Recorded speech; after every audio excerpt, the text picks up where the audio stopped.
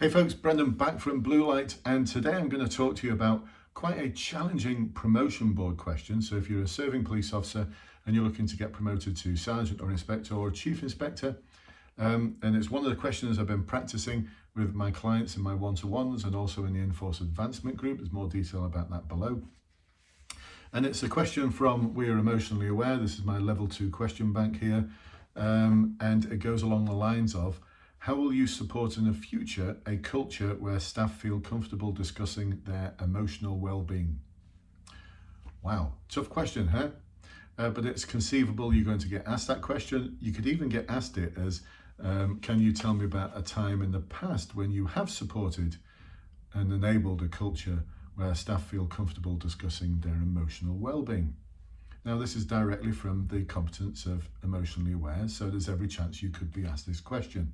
So I'm going to talk about three things that came out of a inspector to chief inspector coaching session that I did, where we talked about how you would introduce that culture where well-being is something that is openly talked about and is something that's on the agenda, where that culture exists.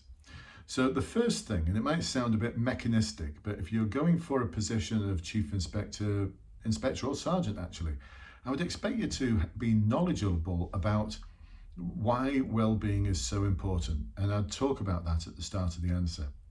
And to back that up, and this is where it might sound a bit mechanistic, is I'll be looking to get some stats as well. So in terms of your force, what are the number of days being lost due to people having mental health problems? How do people feel in the sort of state of the workforce surveys that have been conducted? How are people generally feeling about their role, about their future? So I'd have some of that under my belt, because that might be driving the fact that they're asking that question, that actually the force is going in the wrong direction in terms of its overall well-being. And if you've not got a happy ship, in inverted commas, then you have not got a performing ship. So in naval terms, but if you've got an unhappy division, an unhappy borough, an unhappy local policing area, and officers within it are unhappy, they are not going to perform. So why is it important? Have some stats to support it. That's at the very beginning. Agenda, that's the second thing, the agenda issue. Be bold in terms of your opinion. If you genuinely feel that the force is taking a tick box approach to this, and that there's very little authenticity behind the sort of desire and drive to have a culture where well-being is openly talked about, and the issues around it are addressed and people are supported in terms of their well-being. If it feels like something the Police Federation are promoting but the force isn't, especially for the inspector to chief inspector candidate, have a point of view. Have a view on this. Because if you're going to get promoted to chief inspector, the deputy chief constable or assistant chief constable who's interviewing you, I would suggest, does not want someone who is just going to agree with everything that the force is doing. I want someone in post as a chief inspector who's got new ideas, who's prepared to challenge upwards. Because no one wants to be a chief inspector forever. I've never met the person who says, it's my ideal rank. Everyone goes for the rank of chief inspector so they can be a superintendent. So actually it's more like junior superintendent as opposed to chief inspector. So have a view on this. And this candidate I was supporting this week did have a view, and was prepared to voice it as well. Be interesting to see what happens. It's a bit of a gamble, but know your force, and you know who's going to be interviewing you. So it depends on the rank you're going for, it depends on the culture in your force, depends on the individual who's interviewing you. But what we decided upon was that one of the things that we need to do as part of improving that culture of well-being, being accepted and being something that becomes the norm to talk about well-being, is you need to take the lead here, and you need to be asking people questions. And one of the biggest questions you can ask people to find out how they're feeling is exactly that. So how are you feeling? And we discussed this in quite some depth, what tends to happen when you ask someone how they're feeling. What's the response? Yeah, I'm living a dream. Yeah, fine. Oh, that job yesterday, over that, forgotten all about it. I don't know why you're raising it. And it's all in response to how you're feeling. The answer that people will initially give you is not truly how they're really feeling. But it depends what your agenda is.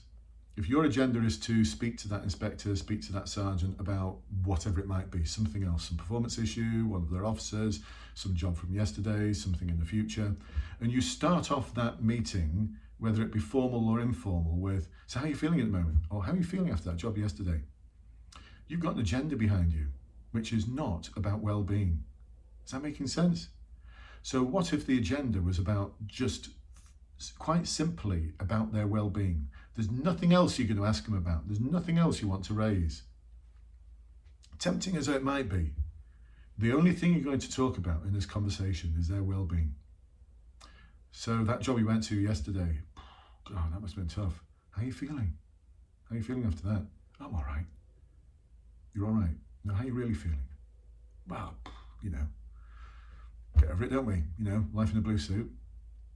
Life in a blue suit. Get over it. What is there to get over at this moment in time? How are you really feeling?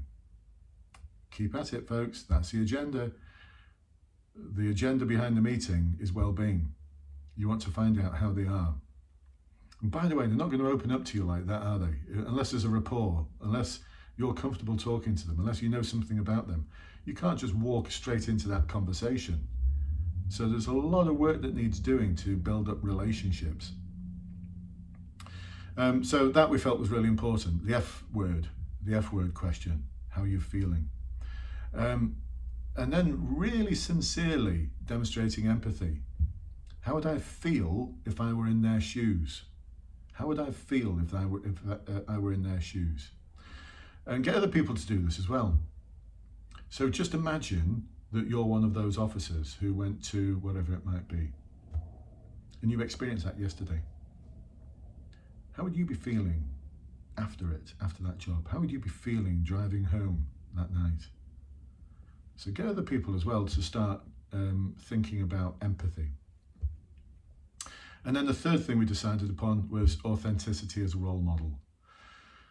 If you're going to be a chief inspector, inspector or sergeant, and you're going to have a culture of well-being, then there might be a need to take a certain risk and open up a little bit in terms of your authenticity, your authentic approach to talking about well-being with others.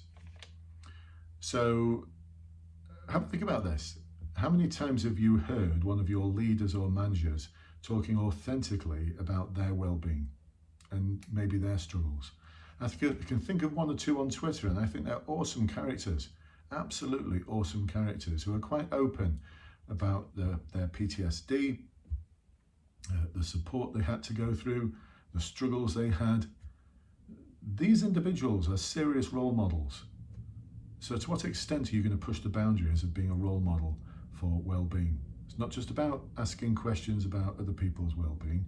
It's about being open and honest and authentic about your own well-being and what journey you've been through, and sharing something about that. So there you go, folks.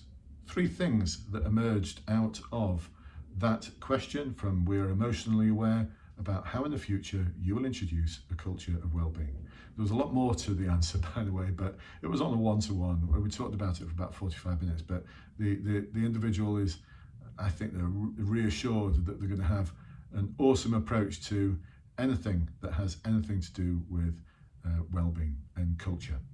I'll catch up with you soon, folks. Hopefully you found that useful. Like I said, some links below. Subscribe, all of those messages. Subscribe, like, stuff. And I'll catch you next time. Bye-bye for now.